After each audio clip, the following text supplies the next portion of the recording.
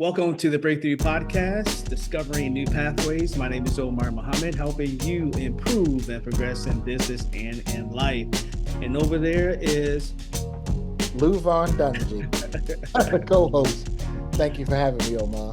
Hey man, thank you for always being on the BreakThrough podcast. And as you know, the BreakThrough podcast is brought to you by the Minority Business Development Agency and EDAC, the Entrepreneurial Development and Assistance Center at Morgan State University. We're always glad to be here to provide some great resources for those who are here to listen to what we have to say. We always have somebody here with us, but before we get started, I always wanted to share what we do. So Levon, let me know if you can see the screen with that. You see the screen? I can. All right. So let me put it in present mode. So we are here all the time, it seems like, but the podcast, they come out the last Monday of the month at 4 p.m. We do a host of those. So if you are interested in being on the BreakThrough podcast, this is what we're looking for. We're looking for those individuals who are formerly incarcerated, who's now an entrepreneur, organizations offering supportive services to formerly incarcerated individuals, and of course other resources. We know we reach a number of individuals who are already in business and those who are thinking about business. So if you're one of those individuals, please give us or shoot us an email. My email address is omar@edacmorgan.com.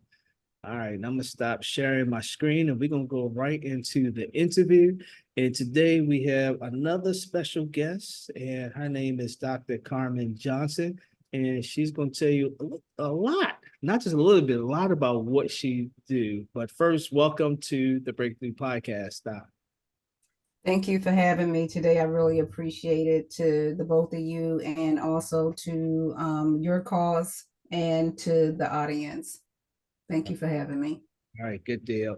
All right, so this is really going to be about you. We're going to learn a lot about what you do and the company that you keep, if you will.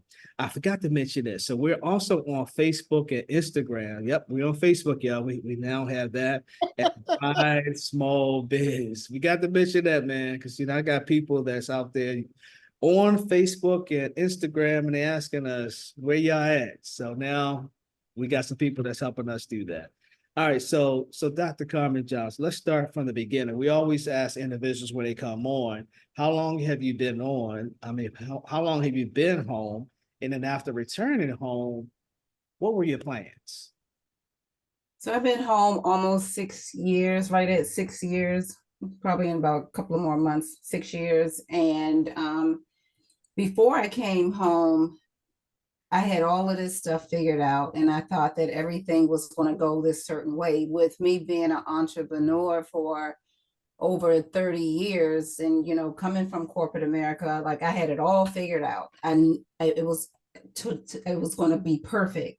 And when I came home, it did not go nowhere nearly as what I thought that it was going to go. Not understanding that the restrictions and the physical restrictions, the mental restrictions, even the spiritual restrictions that come with reentry that people don't really acknowledge or talk about. It was very difficult to really get up on the bicycle. And if you're thinking, when you think about it, 6 years ago, reentry was not the way it is now, especially for DC and Maryland, which DC is a little bit further along than Maryland is in terms of reentry. However, we're there, right? We're getting there. But when I first came home, we was not there. And when I came home 6 years ago, people, I went to different organizations trying to get help, and me not understanding the help that I needed. I knew I didn't need drug treatment, but they was trying to put me in drug treatment. I knew I didn't need like domestic violence or sex trafficking. Like I knew I didn't need any of those services. I knew I didn't need resume building. There was nothing that anyone can do for me as a professional. And it was very hurtful.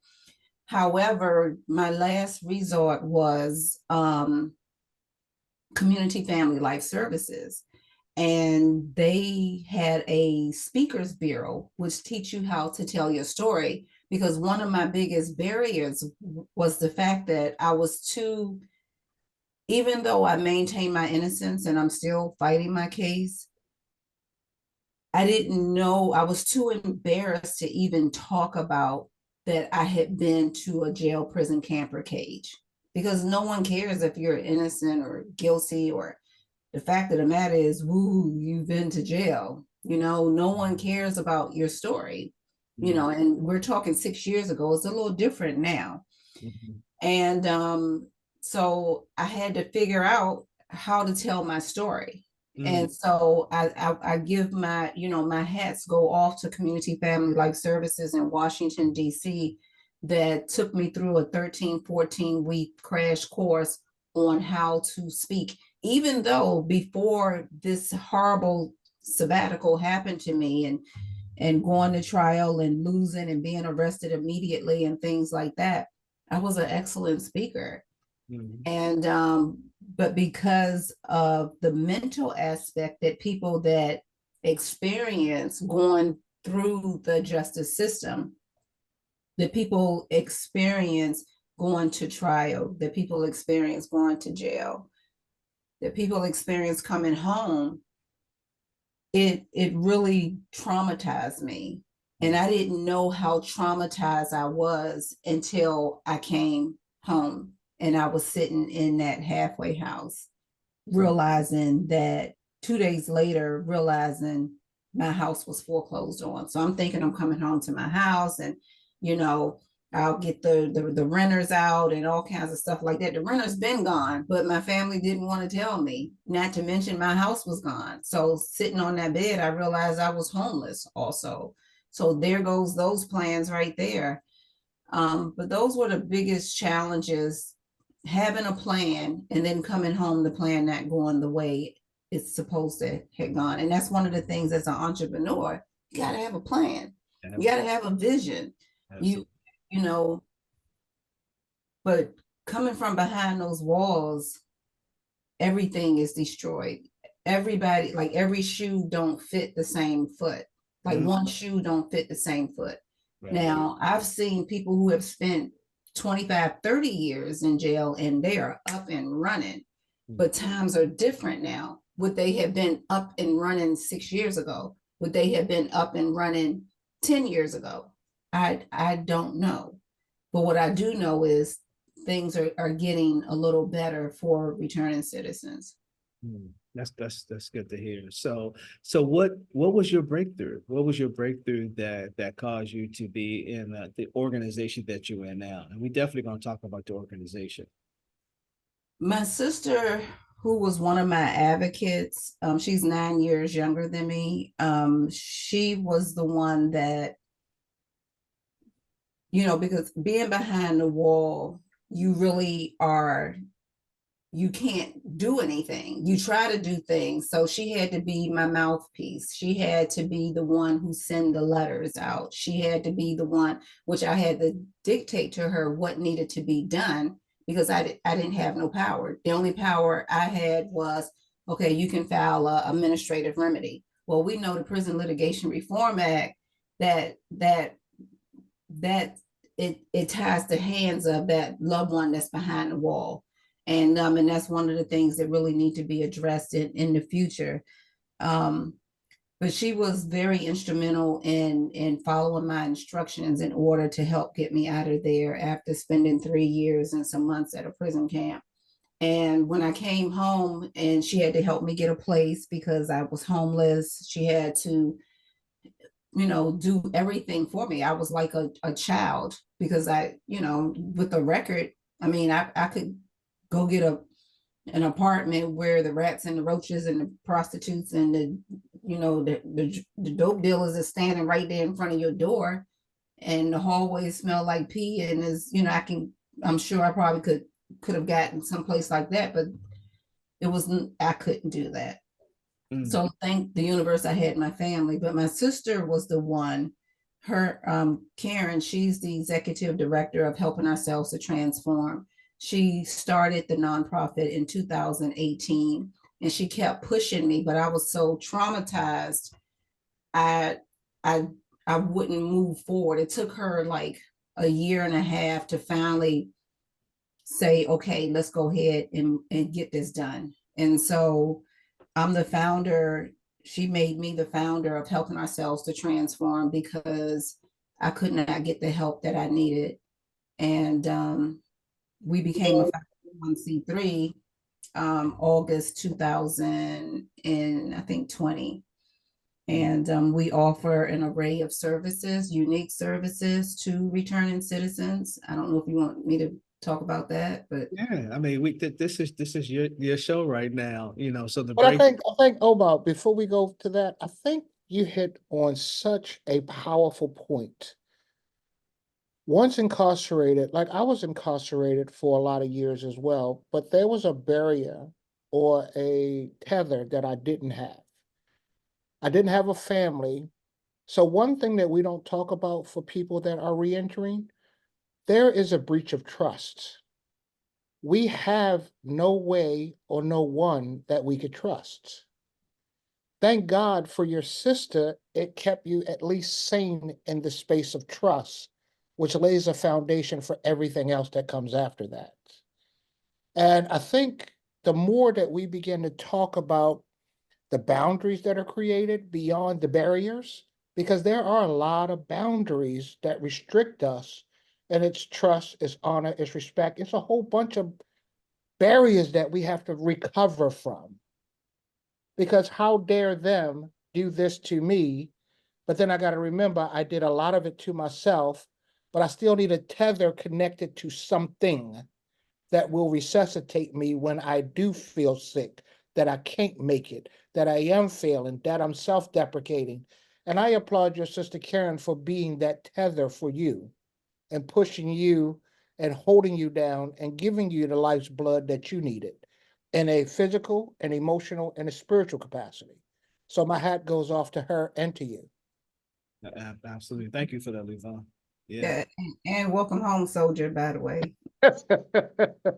absolutely, absolutely. So, Welcome. so let's go into Dr. Carmen. Let's go into, helping ourselves. Now, you started off back in 2018. Yeah, I was the guinea pig. And of course, my sister, she didn't know what to do. So me Yeah. being an advocate, I'm the former housing chair for the state conference NAACP of Maryland. So um, I was already an advocate. And then I had a nonprofit before that called the Katie Abel Foundation, which, taught financial literacy to from elementary school all the way through college students, all the way to senior citizens. We also taught entrepreneurship and things of that nature. So I was already familiar with the nonprofit sector and also, being a business owner and then being an advocate. So I had to walk my little sister through on what needed to be done, what to say when she called the congressman's office, what to say when she called the federal senator's office, what to say when she called the White House. I had to walk her through those things, and she was scared. And I'm like, why are people so scared? But that stayed in my head. And so, of course, now we're Helping Ourselves to Transform. We do civic engagement. So we teach people, I jumped ahead. We teach people how to advocate for their family members, how to advocate for themselves, how to advocate for the community, their community. And that's one of the things that we take a lot of pride in, because in a short amount of time, I had to show my sister over a phone call that ends in 15 minutes. Yeah. I had to hang up, wait 30 minutes, then call back. Okay, I need you to say this, and type situation. And now we're able to educate our community, whether they are returning citizens or not, how to advocate for themselves and how to get appointments with elected officials, and what to say and what not to say, how to write draft legislation, how to go in and give testimony on why legislation need to be wrote into law. We just had a piece of legislation that we wrote for in custody deaths that are happening in Maryland jails across the state of Maryland. And I mean, it was signed into law by the governor, I think it was May 16th. And of course, I'm a member of Maryland Alliance Justice Reform. So we was also able to put a piece of in custody deaths in the correctional ombudsman bill. So I'm sure you guys are aware of that, which was signed into law on May 16th, 2024 as well. And so, now, we're working on 2 new pieces of legislation. So getting the community involved, getting, returning citizens involved. I just spent 4 hours at one of the Maryland jails, July 3rd. And I spoke to a group of brothers that are behind the wall and what they need to do to advocate to try to get that Second Look Act passed. And that was very, very fruitful. And I'm thankful that Secretary Scruggs and them allowed me to go in to speak on, civic engagement, and it's just really just trying to pull the community together and get, helping ourselves to transform. We focus on love, and we focus on loving one another and each other, and holding each other accountable, but not judging one another, and making everyone as successful as possible. When we talk about entrepreneurship, because we as returning citizens, we know how this system is. And so to see so many brothers and sisters that are coming home and that are able to jump into this fight, and because we know where the dead bodies are, we know how things are ran, we know how things are hidden, we know how to help our brothers and sisters that are behind the wall. We know how to educate family members to let them know, okay, this is what you need to do in order to help your family member that's behind the wall, and things like that. Like, I take honor and I take pride in I questioned myself having to go through this sabbatical. Now I understand why I had to go through the sabbatical. And even though I maintain my innocence, my community and my family are the brothers and the sisters that are behind the wall, and the brothers and the sisters that have come home. You guys are my community. You guys are my family. I love that. And, I know I started off with, what was your breakthrough?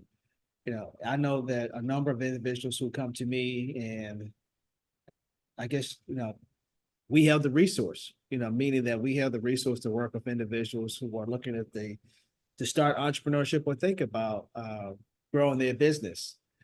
For you, it seemed like you didn't have all those resources. So how were you able to get those resources to now you're 501c3 as of 2020, congrats for that. And you're operating as a business. So how were you able to get those resources? To be totally honest with you, so for like 14 months, remember when I said that my sister had to drag me and, force me, hey, let's get this thing going. I got it started. I need you to be the founder. I need you to act like the founder. I need you to walk like the founder. I need you to be who you used to be. And so I number one, I had to explain to my sister, I'm not who I used to be. They took something from me. Like when you're behind that wall, they take so many different elements from you that's especially for a woman now, because I can't speak on a man. I can't, because I'm not a man, but they take a lot from us.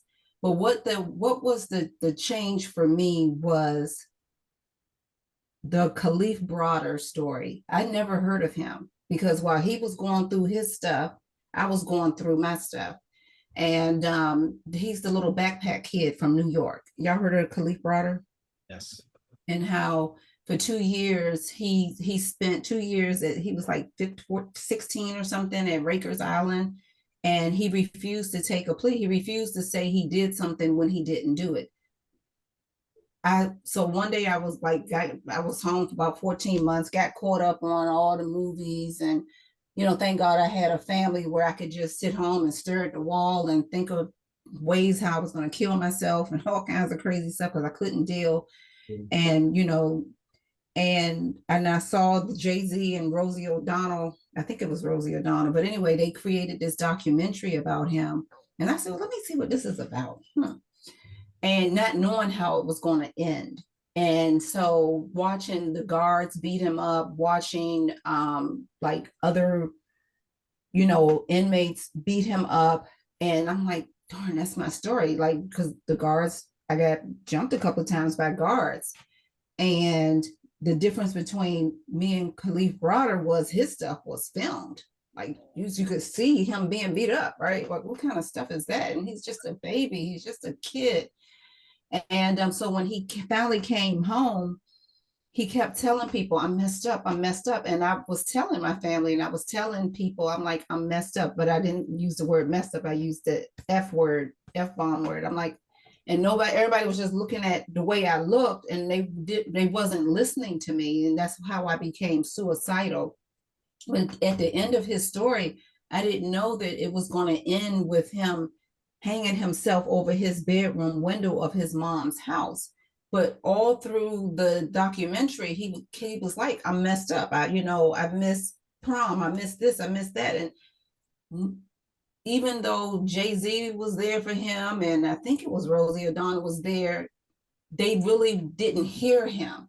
And I can relate to that, because it's like no one can really hear me. Even to this day, it's like people can't really hear me, because mental health and trauma is real when you come, while you're going through it, when you in there, and when you come home, that trauma is real. And once I saw the ending that he killed himself, I thought about, oh my God, my family didn't help me get this place, and I'm up here in DC by myself. And suppose they can't, I'm not answering the phone for weeks or months, and then they come up here and it's stinking and I'm in here dead because I didn't kill myself. That was the aha moment. And I dedicated my book to him. And I tried to contact his family to get the okay, and to let them know how much he meant to me, their little brother. And of course, nobody never called me back. I called like 4 different siblings and emailed 4 different siblings or whatever. But he means the world to me, and I can't even thank him. And the only way that I can thank him is I have to make sure that I am that pillar, that helping ourselves to transform is that pillar that people can lean on, like how my sister was for me and Khalif Broder was for me. Mm. Wow. Well, thank you for sharing that. And you shared something else. That book right there that you have, I see the background right there. Mm-hmm. So tell us about the book. The Pretense of Justice, and Judge Joe Brown wrote the foreword to it. I know he's not a favorite of a lot of people. However, he's probably one of the most intelligent people that I've ever met in my life. Yeah. And he saw me on a podcast some years ago, because we've been friends now, maybe like almost 5 years now. And he did research on my case and everything. And so he called the host and he said, can you give this woman my number and tell her to call me? So the host called, and I was like, why would Judge Joe Brown want to call me? Like, what do you want to talk to me about? Anyway, we finally connected, and he was like, I read everything. He was like, it was a travesty what they did to you. And so he wrote the foreword to the book. And it talks about, my ancestors. It talks about, my upbringing. It talks about who I was. It talks about what I went through in this justice system, the 3 raids, the trial, being arrested immediately, being dieseled, being drugged. I mean, being, beat by guards. Like, it goes through all of that. But then it gets to a point where I start talking about solutions. So it's not like just a jail book. It talks about the importance of family. It talks about the importance of knowing thyself. It talks about the love of community. It talks about the love of our country. It talks about the understanding of mass incarceration and what that's doing to our families. It talks about how we can make a difference, how we need to stick together, how we need to love one another. And then of course it stops at, at that particular time, the different boards and committees and advisory boards and all that stuff I sit on, even though the list has grown tremendously since 2022, but it talks about all of that. But the most important thing about the book is at the end of the book, I write a letter to all addressed to all judges in the United States. Wow. And I say, suppose you got just one case wrong, just one case out of all the cases that you've heard. Suppose you over sentence someone. Suppose you sent an innocent person to jail. Suppose a person was protecting themselves and had to, let's say, a murder happened. Suppose you was just wrong. What do you do? You know, but it's a long, interesting letter. And I sent a copy of my book to my judge in November of 2022. And 2023, I think, and I may be a little off in the dates, a press release went out that he was stepping down. And in the book, I autographed the book to him, and I said to him, Judge Hazel, I think about you every single day. And I pray that you make the right decisions in your courtroom. And thank you for the experience and something. And I said something like, the only way that we can, you know, deal with this injustice is by love. Thank you, Dr. Carmen Johnson, or something like that, I said. And then next thing I know, he stepped down. And now he's a defense attorney. Like, what federal judge steps down and go and become a defense attorney? Wow. I don't know, but that's impressive. You know, it's impressive for your book. It's impressive with what you've done with your organization and with your life. You know, Dr. Paul Archibald, he was on one of our podcasts, and he always talks about, you know, mental health, you know, not just with you know, individuals. I forget what is it called when you're in the Army? PTSD. Yeah. He always talks about that for formerly incarcerated individuals as well. And I know that you do some work on that and helping individuals with that. So, you know, I commend you for the work that you're doing on that. I must ask though, you know, how can people get your book? You know, people, I mean, you don't told the story now, so people got to hear the book. Well, it's more to the story. You know what I mean? It's you know, people need to know who I was. And in order for them to know who they are, that maybe this will motivate them in learning who they are and where they come from and who their parents were and their grandparents and their great grandparents and things of that nature. Also, you know, I realized being behind that wall that I am who I say I am. And so in that book, I'm telling you that I am who I say I am, and where I am, the activity of God was and is. And so they can certainly purchase the book on Amazon. It comes in like hard copy, black and white, hard copy color, soft copy colored, soft copy, black and white, or they can contact Helping Ourselves to Transform, and I can send you an autograph copy out to you. All right, so we want y'all to do the autograph copy. I'm gonna get my autograph copy. Yeah, all right. So the name of the book again, so that people, you know, who are tuned in. It's The Pretense of Justice by Dr. Carmen Johnson. And then you'll see if they Google on Amazon Judge Joe Brown or Dr. Carmen Johnson, it'll come up. But it's The Pretense of Justice, which what my title is saying is that this system is backwards, is not what we think it is. It's not balanced. It's not real. It's a nightmare. Yeah. It destroys our people. Yeah. Well, Dr. Carmen Johnson, you know, we appreciate you and appreciate the work that you're doing in your organization, Helping Ourselves Transform.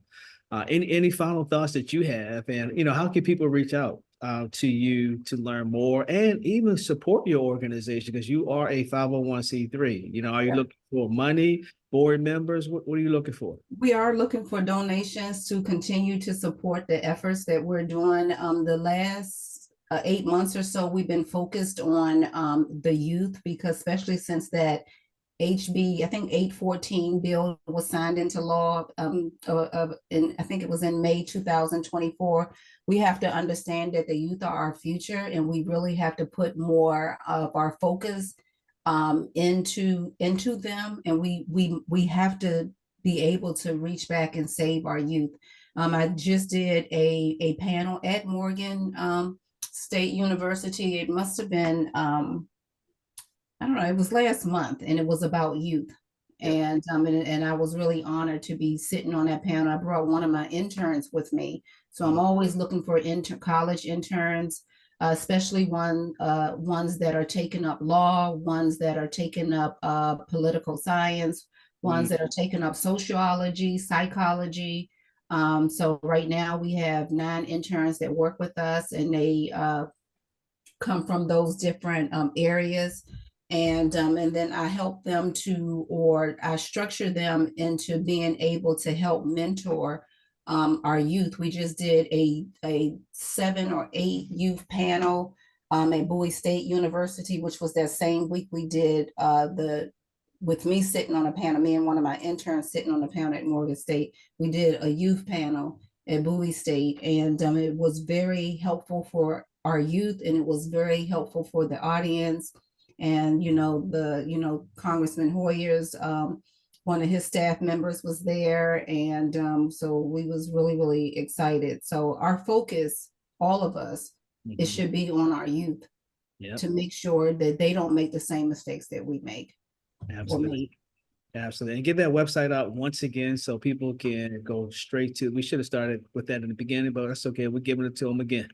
Over and over again. helping ourselves to transform. All right. And that's TO, not the number 2. Is that correct? TO, yes. All right, good deal. All right, Levon, any final thoughts as I transition to pull up this other document? One thought, Dr. Carmen, don't ever, ever, ever stop using the word sabbatical in your speech, because that implies transformation. That implies getting to know oneself. It implies getting to sit with self. Because out of every tragedy, every inherent bad, we all are like diamonds, got to go through the pressure, got to go through the fire to become exactly who we're supposed to be. And every time a person is incarcerated, that's exactly what it is, a sabbatical to strip you of a thought to create all of these other thoughts. And inside of all of those other thoughts, look what arrived from it: the nonprofit, the youth, the love, the spirituality, and all of the goodness that now you have an opportunity to share and share and share and share. So I applaud you again, sister. But again, keep that sabbatical word with you as a part of your dialogue, because that seed will plant itself as it's supposed to. Thank you. I appreciate you. All right. So before we go, one last thing. I must find it to talk about, some of the things that, we do at Morgan State University. And of course, I'm not finding it. Let's see if it's here. But nonetheless, we receive funding from the Minority Business Development Agency. There we are, to provide a number of activities to assist those individuals who are looking to be involved in entrepreneurship. And let me just make that bigger so that I can see it. So we have the entrepreneurial training program. I mean, right now we just have the 3-hour boot camp. Come this fall, we'll have an 8-week entrepreneurial training program, more in depth. We have on-demand content like this Briefcase Radio Workshop. We also have Ride University, and we have continuing education workshops as well. And if you are looking to start a business, or if you're already in business, we have a 1-hour business counseling that you can go to. And then we have our annual conference in which we focus on these 4 areas. We call them, excuse me, path to economic growth, access to financial education, transferable skills, and health and wellness. We also recognize an entrepreneur and an organization that's working with formerly incarcerated individuals. So those are the things that we do at Morgan State University. Again, you can shoot me an email. My email is at omar@edacmorgan.com for more information. And again, thank you, Dr. Carmen Johnson, for coming on to the Breakthrough podcast. Really appreciate it. Really appreciate you sharing your story as well, and the work that you're doing with your nonprofit and impacting those individuals who are looking for some guidance, if you will. And as always, thank you, Levon, for being here, being a co-host as well. And for you out there, thank you for tuning in. Until next time, continue discovering new pathways and always improve and progress. Peace.